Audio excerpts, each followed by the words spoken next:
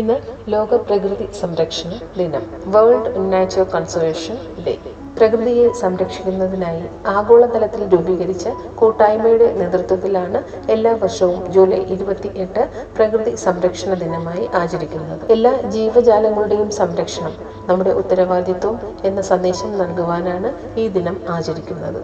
സുസ്ഥിരവും ആരോഗ്യകരവുമായ ഒരു മനുഷ്യ സമൂഹത്തിന്റെ അടിത്തറയാണ് ആരോഗ്യകരമായ അന്തരീക്ഷം എന്ന ലോക പ്രകൃതി സംരക്ഷണ ദിനം നമ്മെ ഓർമ്മപ്പെടുത്തുന്നു.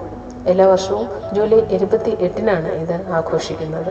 ഇത് ആഘോഷിക്കുന്നതിന്റെ പ്രധാന ലക്ഷ്യം മനുഷ്യൻ പ്രകൃതിയെ എങ്ങനെ ചൂഷണം ചെയ്യുന്നു എന്നതിനെക്കുറിച്ചുള്ള ആത്മപരിശോധന നടത്തുന്നതിനും അത് സംരക്ഷിക്കാനുള്ള നടപടികൾ കൈക്കൊള്ളുന്നതിനും വേണ്ടിയാണ്. പ്രകൃതി വിഭവങ്ങളുടെ അമിത ചൂഷണം മൂലം ആഗോള താപനം, വിവിധ രോഗങ്ങൾ, പ്രകൃതി ദുരന്തങ്ങൾ, വർദ്ധിച്ച താപനില തുടങ്ങിയവയുടെയൊക്കെ കോപമാണ് മനുഷ്യരെന്ന് നേരിടുന്നത്. ലോകമെന്ന് വെള്ളത്തിനും വെളിച്ചത്തിനും പച്ചപ്പിനും ശുദ്ധവായുവിനും വേണ്ടി പോർവിളി കൂട്ടുന്നു. ആരോഗ്യകരമായ പരിസ്ഥിതിക്ക് മാത്രമേ നമ്മുടെ സമൂഹത്തെ ആരോഗ്യപരമായി നിലനിർത്താൻ കഴിയുകയുള്ളൂ. പ്രകൃതി സംരക്ഷണത്തിന് വേണ്ടി നമ്മുടെ സമയത്തിന്റെ പകുതി നീക്കിവെച്ചാൽ തന്നെ വരും തലമുറയ്ക്ക് ആരോഗ്യകരമായി ജീവിക്കാനുള്ളൊരു വഴിയാകും.